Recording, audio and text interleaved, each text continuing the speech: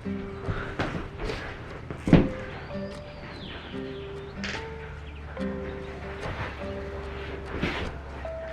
second.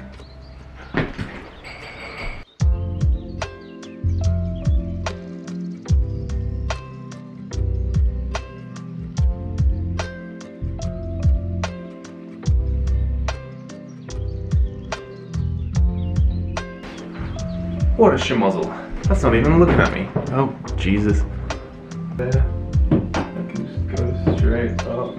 Ay. Wow. Yikes. Hello, welcome to Danny Paints. In this episode, Danny paints. Nope, sorry. Alrighty, I actually am doing some painting, but in this series it's a slightly longer format video where I'm just going to kind of wax lyrical and muse and give you my thoughts. Painting experience, extravaganza. Talking to you about the sweet, delicate stuff. It's going to be a long one, but definitely a longer format, so grab a cup of coffee, cup of tea, sit back, relax, or better yet, get a paint, grab a mini, paint along. Today I'm painting Galadriel from Games Workshop's Middle-earth strategy battle game. Doesn't that just roll off the tongue? The first part of a longer series where I paint the Vanquishers of the Necromancer. So Galadriel, Elrond, Radagast, Saruman, and then some terrain, sort of a display building ruins thing. It's over there. Let's get to it. So I've just primed in a black and then zenithal in a white, but pretty heavily. And using the artist color paints, scale color artist range, which were brand new at the time, and I really enjoyed using them. This is just boring old base coats. Not much to be said. I'm kind of following the recipe of the little card that's inside the booklet that you get with the scale 75 artist paints. And it works pretty well. And once you have a feel for where the different tones sit, you can just play with it. Chuck the shadows in different spots. And I started going for like a translucent effect on the gown on this cloth. I was imagining her as like this radiant, white, glowing and ethereal sort of a presence. Alright, so that's where I got to, and for reasons unbeknownst to men, I decided I hated it. I put the model away. I didn't touch it again for, I think, a few months, like quite a while, which is probably emblematic of my lack of organization around how I paint and what I like to paint. But there's a little insight for you. Ooh, skirt. It usually works out in the end. Yeah, it was kind of like trying to do the translucent cloth, or just like the elements of it. The prime was too white and there wasn't enough contrast in it already. It just looked really flat and I just wasn't about it. Yeah, I primed it again. So let's go from the top. So you don't need to see all this again, but the zenithal's a lot lighter this time, so I've left a whole lot more shadow to just start off at the base of more contrast. Same paints, the creamy scale 75 artist range. And we'll just skip Rooney over this. But the Games Workshop resin as well, I find, is a little bit on the nose sometimes, a little bit fuzzy around the edges.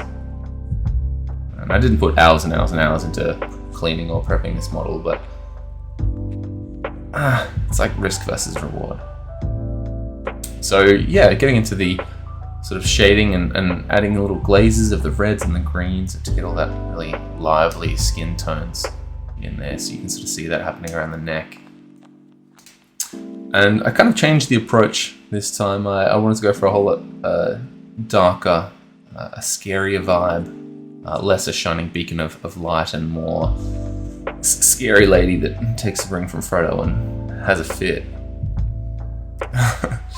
But yeah, putting in some shadows under the eyes, under the neck, giving us some serious elfish cheekbones.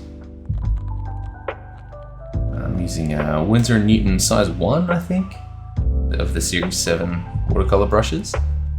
My favorite brushes. And that's all you need, even getting in there for the eyes. Although I tried something new this time, and you'll see in a second. Yeah, put some colour in the eyes, and on a mini of this scale, it didn't really pay off, I don't think. As we'll see in a second. But you get the sort of slightest hint of blue, but I don't know if it's worth it. I think it just muddied the effect overall. And if you zoom in,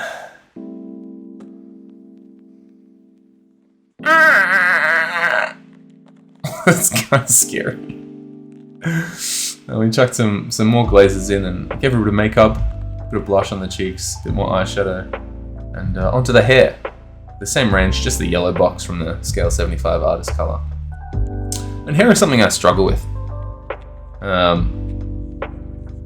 Actually, Vincent Venturella has a fantastic video if you too struggle with hair. Just ways to approach it. He basically breaks it down into the sections of hair, and you just break it down into smaller and smaller sections the lighter you go with your highlights. Going for a sort of a natural blonde here, a little bit yellower than maybe I otherwise would, but she is the lady of the golden wood, so let me.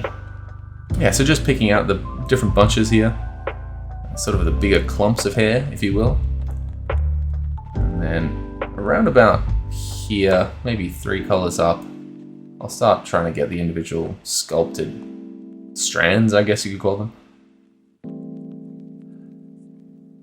The entirety of them, anyway. And yeah, you see the difference it makes. It really lifts it out.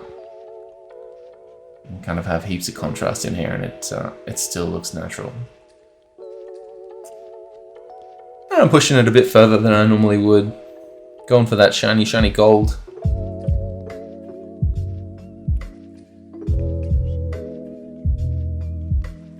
Creates a really nice frame, especially with the shadow under her neck and stuff.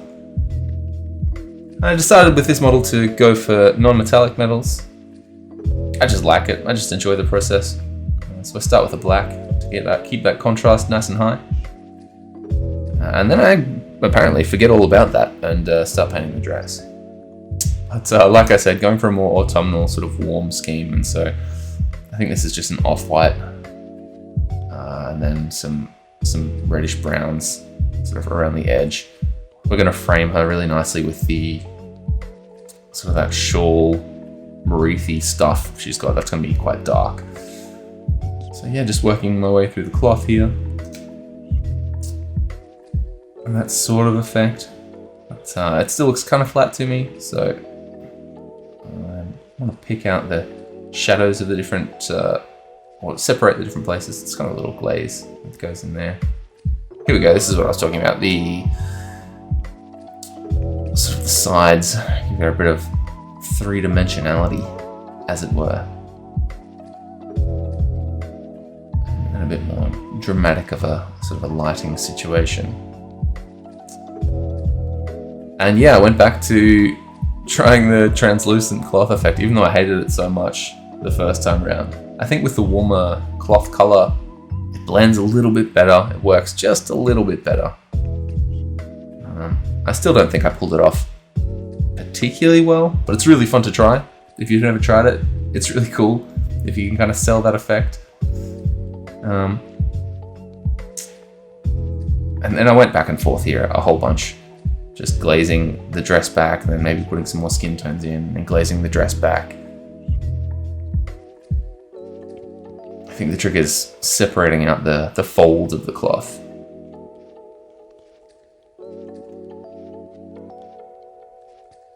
And then, yeah, blending the bottom edges of this sort of first dress into those autumnal colors. And then the rest of it I just kind of wet blended with a dark brown to black, sort of a transition, which I'm not really putting a heap of effort into. It's kind of over it by this point, and it's less of a point of concentration and more of a frame, really, for the miniature, I find. So yeah, just splodging the paint in there, splodge, splodge, splodge. Aha! And we got back to the non-metallics here. So it's a really simple recipe, actually. I Got from one of Richard Gray's videos on non-metallic steel. It's just like a middle grey and a super light blue, and then final highlights with white. And again, I wasn't sure how this would turn out with the tiara or the crown just being such a small area. I think in the end, I'm happy with it. You sort of sell it from far enough away. I think the miniatures of a small enough scale that you can get away without too much blending and smoothing out of the different tones. And there we are so far. A little bit of metal going on there. And yeah, I chose a really rich blue for the gem at her throat and the vial, the light of Irendil, just for the contrast against the warm hair and skin and dress and all of that jazz. Trying to do some really specular highlights, make it look real shiny. Real sharp and shiny.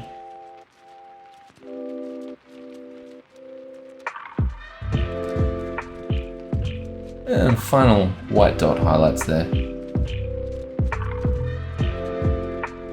And you can see I've glazed in a little bit of blue on the face, a little bit of OSL. Not too happy with how that's sitting at the moment, but I keep going with it. I also quickly, as you can see, changed brushes here. Realized that edge highlighting and all that wasn't really serving me. I just wanted to paint for effect. And the rough edges of dry brushing kind of let me feather that out. I think it works. Yeah, just touching up that blue glow on the face and the hand. Tricky to get right, but you just work back and forth and just stop when you're happy. Stopping's the hardest part sometimes. There you go. That's basically it for Galadriel.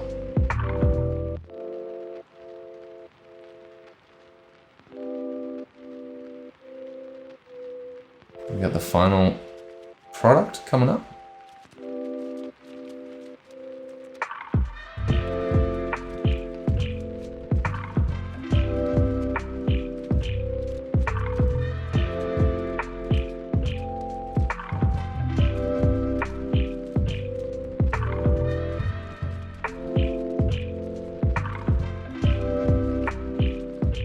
That's it for this one. Stay tuned for the next episode, which I think is Elrond or maybe Saruman. Drop a comment if you think that this was fun, if you enjoyed it. If you didn't, definitely don't tell me. I don't care. I don't want to know about it. Positive reacts only. Yikes. Bye. Hey, you can see the microphone now. This is a mess.